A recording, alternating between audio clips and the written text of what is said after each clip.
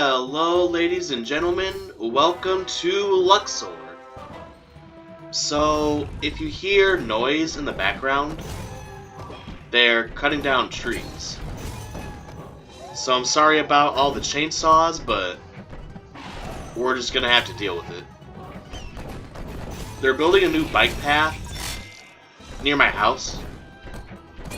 So our house is on top of this huge hill. Well, it's not huge, but it's a pretty good sized hill. So there's a park about 2 minutes away from the house, and there's a lot of nature trails you can walk on. The only problem is, to get to the park, if you're on foot, you have to walk right next to the road, and there's really nowhere to go. There's nowhere to get away from because it's a hill. So you're about 1 inch away from the road. So it's kind of dangerous for people and cars. So over the course of a year and a half, they've been making a trail. And so for the past few days, they've been cutting down a bunch of trees to make room. So if you're hearing that noise in the background, that's the Onceler. He's making some needs. So how are all of you guys doing today? You guys doing good? Hope so. Hope you guys are happy. Hope you guys are healthy. Hope everyone's having a great day. And that there's good vibes all around. So something a little crazy happened at Burrito Horn. So about a week ago, it was a very busy Monday night, and we got slammed. And it came out of nowhere, too. First of all, we had a $100 DoorDash order. So we're making this huge, cater-like order. Meanwhile, we have a bunch of regular orders. So we kind of have the cater order off to the side as we're making it. Plus, we're doing the regular orders. So we keep switching back and forth. Work a little bit on the cater, do an order. Work a little bit on the cater, do an order. So we're kind of switching, we're juggling. And in the midst of all these orders, this man walks in. Now this man, he was short, and he looked pretty young. He could have been 17 years old, or he could have been 27 years old. We really don't know. He was one of those guys where it's just really hard to tell. This guy, he looked like a hobbit. He looked like he walked straight out of the Shire. Curly hair, he kind of had some pointy ears, short. He just looked like a fantasy character. Now the first thing I noticed about Mr. Bilbo Baggins here, this man was high off his ass. You know how when a cat gets really stimulated and their eyes get all big and they're all black? That's what this guy's eyes looked like. Very little color, just black. Eyes as big as the moon. And he comes up to the counter, and our line cook goes up there and starts talking to him. And he was complaining that his burrito had taco stuff in it. That is what he said.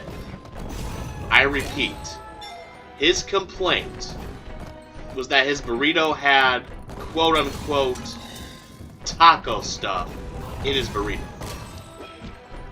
This guy did not know what planet he was on, let alone what was wrong with his order. So he's complaining about his order, but yet he himself doesn't know what's wrong with his order. So then he asked for the manager, our AGM, and it's just 3 of us, me taking orders, the line cook, and the AGM, both making food. And she's talking to him, and for some reason he wanted to talk to both the manager and the cook. Well, I guess technically they were both cooking, but still, he wanted to talk to both. So now this whole kitchen is at a complete standstill while we're talking to this goofy goober. And also, he's kind of slurring his words. He's like, yeah, my burrito, it's got taco stuff in it. Like, it's not right. You didn't make it right. So, like, alright, we'll remake it. So now we have to put everything on hold so we can remake his order.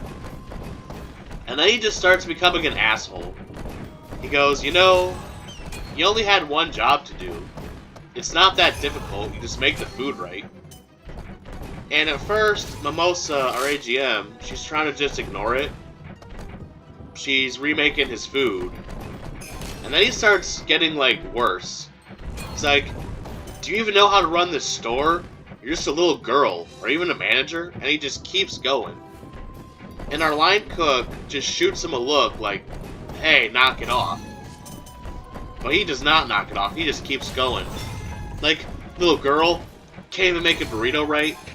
You don't even know what you're doing. Like a blind guy could do better. And he's kind of getting loud, he's getting a little belligerent as he's saying this.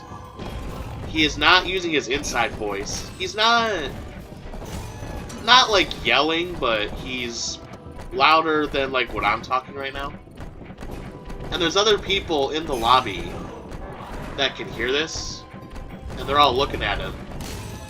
And he just keeps going, keeps insulting the manager. And finally she's had enough. She goes, okay, you're being belligerent in the store. You're insulting me, you're insulting the cook. We're not going to serve you, get out of the store. And he did not like that. Then he goes full-blown male Karen. He goes, and then now he is yelling. He goes, I'm going to call corporate. In fact, I'm on the board of the town that we live in. I'm not going to say the name. I'm on the board. I'm going to get you fired. And he keeps yelling. And both the cook and the manager, like, a few times, they tell him to leave the store because he's causing a disturbance.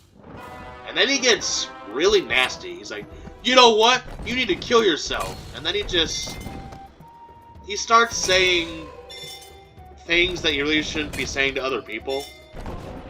He just gets real unpleasant. Now our AGM has some anxiety. So when people start yelling at her, she kind of starts crying and shaking. So she starts crying and, like, shaking. And then he just keeps going and goes, oh, what, you got anxiety or something? You're gonna cry now? And she goes, you know what, yeah, I do have anxiety. You got a problem with that? And that shut him up for about 1 second. He's like, oh. But then he keeps going. And then we threaten to call the police. We're like, you have 5 seconds to get out of this building or we're calling the cops. And he goes, I don't give a shit. I ain't scared of no cops. I'm really shaking in my boots here. I'm like, alright, we're gonna call him. And then of course, like all these people do, the second we start going for the phone, he runs away. So now for the next 15 minutes, our AGM's crying while she's working, which that was really, I felt really bad.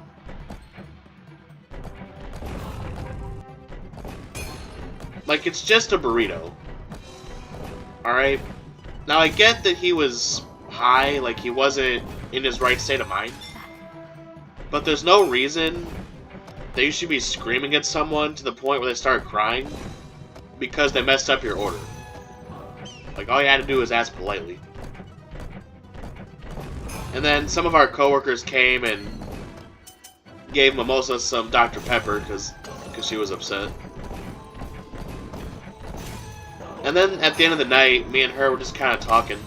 Eventually the line cook left, and it was just me and her closing. And I went over there to check up on her, and she was feeling a lot better. Then she said, believe it or not, I've had worse customer experiences than that. Which I don't really know how you top that, but I'm not going to doubt it. So, one of our managers, Meximel, got the boot. She got canned, axed, got the pink slip. What I'm trying to say is, they fired her. Now, here's the thing with Maximo. As a person, she was awesome. Very chill, very cool, always... Now, despite always smoking weed, she never acted high. She always acted sober, so maybe she built up a huge tolerance to it. But as a manager, her attendance was not that great. Now, she says she has this permanent stomach bug she was born with, where it causes her to throw up stomach acid, and it's really painful. Now, she swears up and down that she has documentation of it and that she sent it to our GM. But he, Mr. Cheez-It, our GM, he says he never received anything. So it's kind of a whole he said, she said thing. But almost every night, Maximo would duck out early. And she would give us a warning. She would be like, hey guys, I'm not feeling good. And then 30 minutes later, she would leave. Like the second she says something along the lines of, hey, I'm not feeling good, you knew she was leaving the next 30 minutes. Like with Mimosa, even when she was having that crying breakdown, she still worked. Like after Mr. Bilbo left, she went back to making tacos. Now, if the stomach bug was legit, I'm not sure why you would apply to be a manager when you have a lot of responsibility. Now, it's really hard to blame her because it's hard to tell, like, who's telling the truth. And like I said, if it is real, you know, she kind of put herself in a position where it would be difficult. So I don't know if I can really blame anybody here. But nevertheless, she is gone, and she will be missed.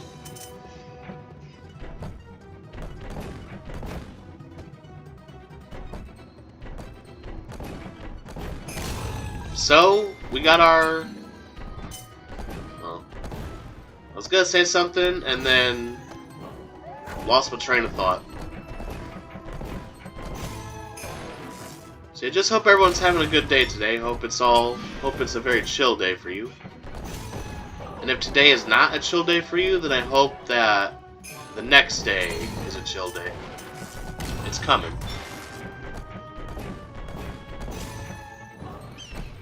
So, also at Burrito Horn, we had a huge problem, and that was the building really smelled.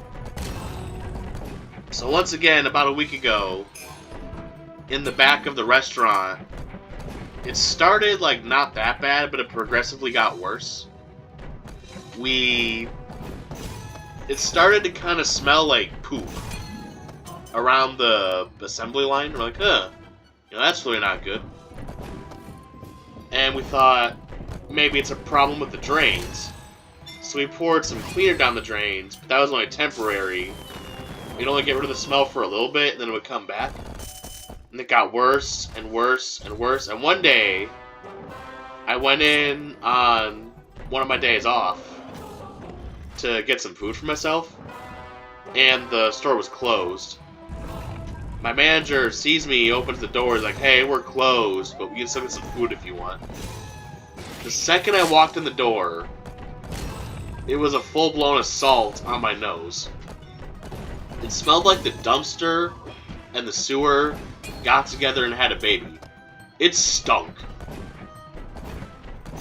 Honestly, I bet you, if I were to take a shit in that restaurant, it would smell better than what it smelled like in that moment. It smelled like if someone went number 2 and then it sat for a week, like old Dookie. And everyone in the restaurant's like having their shirts over their nose, to like keeping their head down. Everyone's cringing. I was cringing a little bit. And the next day, I go in there, And it's even worse. I didn't think it could get worse, but it got worse. Everyone's like coughing, myself included. I was coughing a little bit. It legitimately smelled like human waste. Like, I can't emphasize that enough. And mind you, this is near where the food is. So, we're just serving up some tainted, good old tacos. And everyone's like, oh my god, it stinks. What is this? And Mr. Cheetah's like, okay. Well, instead of screaming about it, let's try to fix it. So he gets some restroom cleaner, unscrews the spray bottle, and just dumps it down the drain. At first, it works, but then an hour later, the smell comes back. Well, at first it was like a mixture. It smelled like a mixture of cleaner and doo-doo. It's kind of like when you try to hide weed with cologne, but you can't really hide the smell, it just kind of mixes. And then the good part went away, and it was just a bad smell again. So eventually, we call them the cavalry. We call some plumbers. And we think, okay, that's it, problem's over. Well, about a day after the plumbers get there, smell comes back. Worse than ever. Everyone's coughing. One person's like, where's the COVID masks? I need the COVID mask. Like, everyone's freaking out.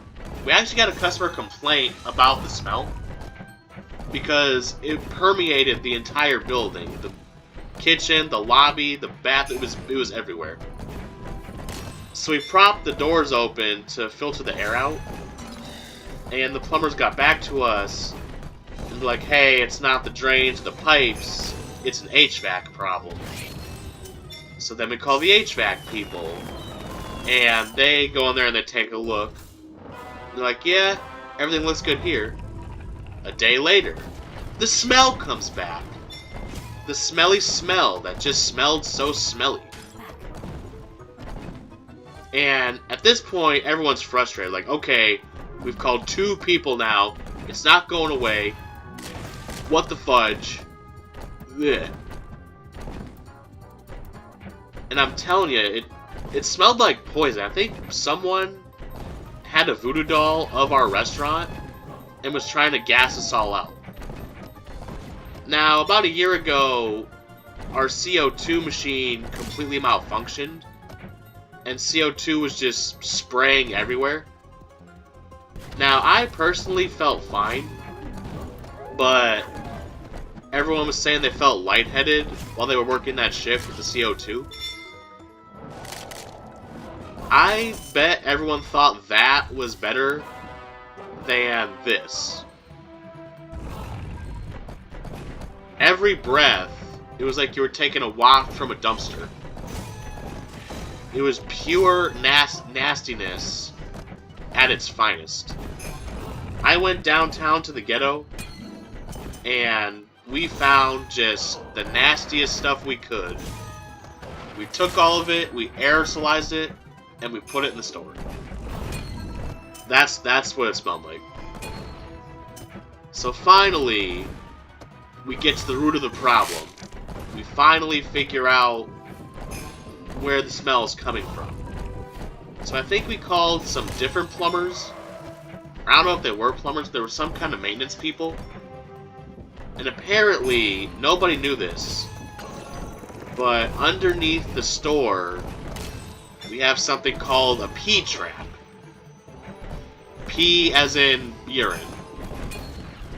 And it's exactly what it sounds like. It's got water, it traps the pee, and it makes it not smell.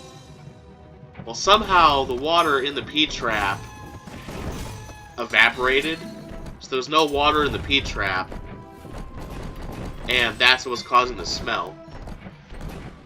So our district manager, we're just going to call him Rob, he came in, poured a bunch of water in the pee trap, and it worked. Past few days, the smell is gone, and everyone can breathe easy. So there you have it. That was the mystery of the nasty smell of burrito horn. We were very happy to have figured that one out. So yeah, apparently we got a mystery P-trap underneath the restaurant.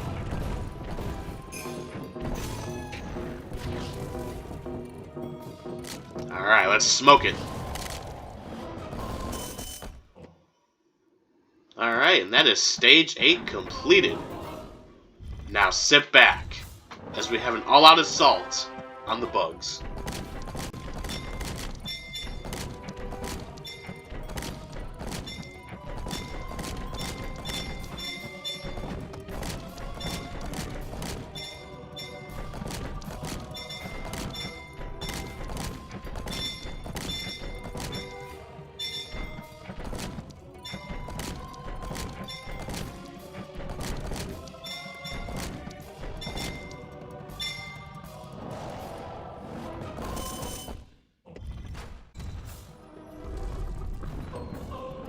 And just like that, we are one step closer to finishing the pyramid. Again. And you have made it to the end of the video. Congratulations. So, thank you all for watching. I hope you enjoyed the video. And everybody, just do me a little favor. Have yourselves a great day.